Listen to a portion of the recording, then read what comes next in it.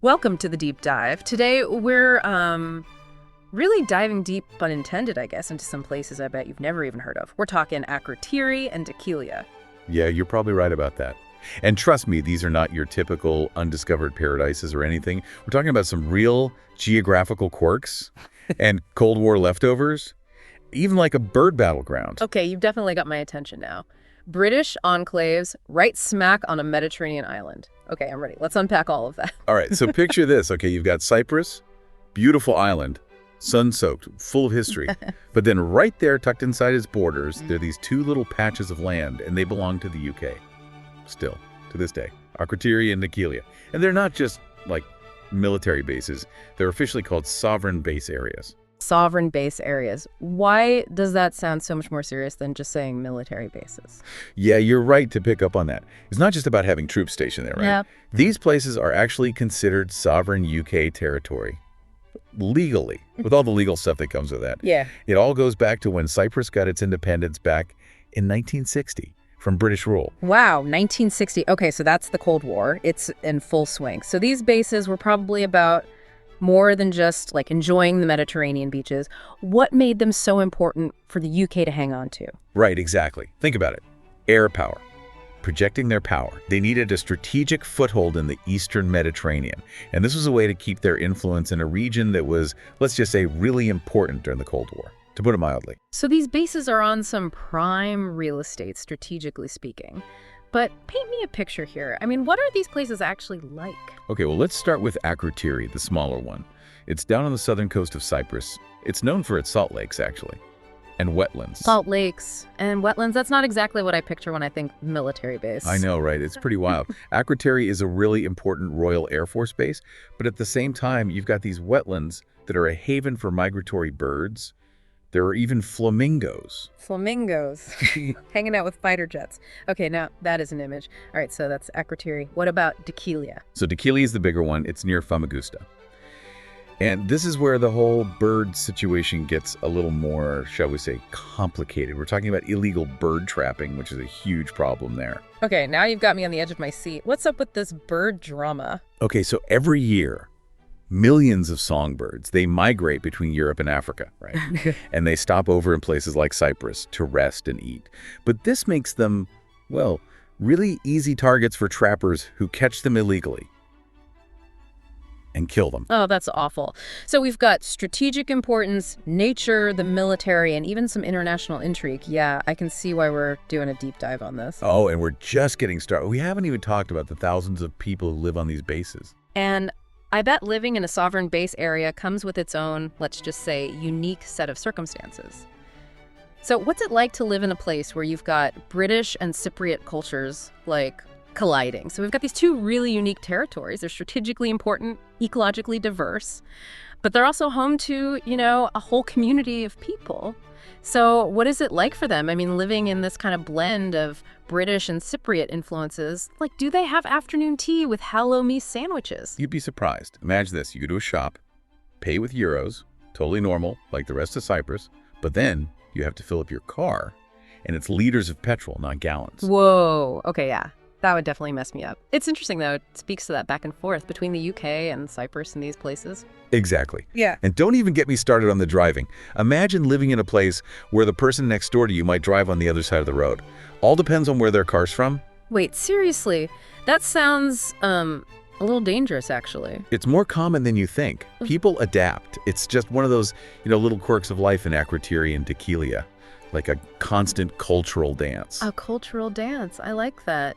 So beyond, like, the driving and the money stuff, what's the overall vibe? Are there separate communities on the bases, or is it more like everyone mixed together? It's a real mix of people, honestly. You've got Cypriot families, some who have lived there for, like, generations. And then you have British military personnel. And their families, obviously, who are there on assignment. So you've got folks whose families go way back in Cyprus and others who are there for a short while for work. That's got to create some interesting conversations. Yeah, you could say that. And then, of course, you've got the history of the bases, which adds another whole layer to it all. We can't forget these areas weren't just, like, randomly picked to be British territory, right? Yeah. They were established during decolonization. And that history is part of the story. Yeah, it makes you think about those echoes of the past. and how they still have an impact today. What's the relationship like between like the people who live there permanently and the military? It really depends. But there are definitely people in Cyprus who see the UK still being there as, well, a bit of a holdover from colonial times. Yeah, that makes sense given the history. It's one thing to have a military base somewhere else, but it's a whole other thing to call these areas your own sovereign territory. Exactly. And it's even led to some really unique legal situations. Residents of the sovereign base areas have to follow a mix of UK and Cypriot law. Imagine trying to figure out the rules when it might depend on which side of the street you're standing on. Wow, that sounds so confusing. So, with this whole mix of cultures and histories and legal systems, what does the future hold for Akrotiri and Dhekelia? Is it just going to stay the same forever? Or are people talking about what happens next? It's almost like there are these little time Ever found yourself capsules scrolling stuck past in like time. those But they're travel also part of blogs? these You know, big, the ones with the important crystal clear conversations water about and who's in the charge. white sand beaches. And international stuff. Sounds rough. Exactly. Yeah. Yeah. And people Well, are having we're those diving into a conversations place right now. today There are that even could be some who straight say out of that one of these those bases are pictures. even more But with a important twist. now than they We're were talking back in the about day. Akrotiri Strategically, I and mean. Dhekelia. Really? What makes them say that? I mean, the world's a Two pretty very different different place places. now than it Right. was in But they like have something in the common. 1960s. Guess. Right. Things have Both on the changed. You same Mm. got new world Bingo. powers popping up. The Middle East is, Beautiful well, the Middle East. Now, here's the And then kicker. there's all this stuff They're about both British cybersecurity. territory. Akrotiri and Dhekelia give the UK a way to be involved in a region that's Exactly. probably So let's even rewind the more clock a unpredictable bit. now than it Cyprus was gets back its during the independence Cold from War. Britain in So having these 1960, bases right? means they get a seat at the But these two table little patches in a of region land, with a lot they of stay big problems. British. It reminds you Why? that geography Why hold isn't on to just them? about Well, maps you and gotta stuff. think, back It's then, about like the world was a who has different power place. in the world. The Cold War Absolutely. was in full swing. And that makes you think about what's UK going to needed happen. strategic What if the UK footholds, decides they don't especially in need to places be like so the involved Mediterranean. militarily? So these base areas, What about the they're people who want basically them like to give the bases back to unsinkable Cyprus? aircraft It sounds like there are a carriers. lot of In a way, different yeah. opinions I mean, flying Akrotiri, around. that's the What are bigger people one on saying the about south it coast. all? It's home to It's a balancing major act. RAF The UK's base. government has said they're Still going to stay operational there. today. And They say what it's about super important for Dhekelia? their What's strategy the strategic importance and to there? keep things Dhekelia stable is in the more region. about, But they're also talking to the Cypriot government but it's all also the a time vital communications about hub. the environment Think listening and what it's posts, like that for the sort of thing. Cypriots So who even live though on the they're bases. small, So it's they like this whole pack mix of things: a geopolitical diplomacy, punch. Absolutely. history, But what's it everyday actually life, like to live and it's there? all I mean, are we happening talking on like this beautiful island. British Well, we've covered a lot enclaves, today. fish and chips, From driving birds on to the the left side of Cold the War road? to Well, like it's what it not means to be a quite like country. stepping What's into the a little biggest thing that England. you're I mean, taking yeah, away the from UK all this? sets the I main think it's laws. They've got amazing their how own these courts two and tiny police, but places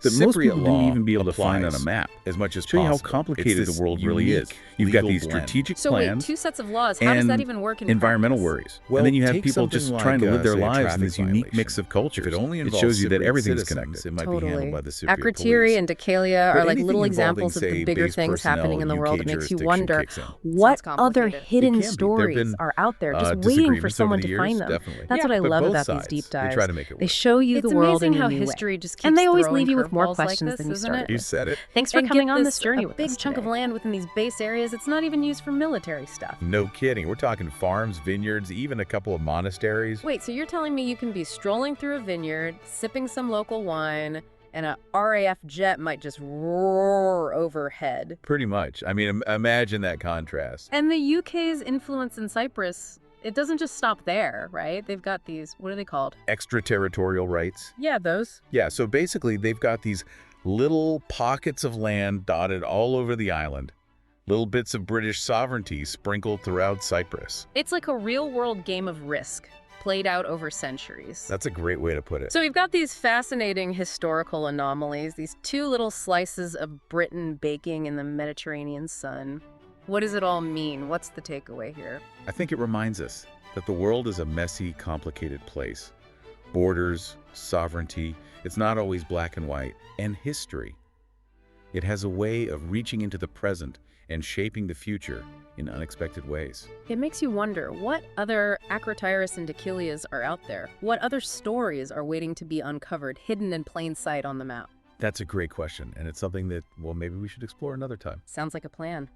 Until then, happy exploring, everyone.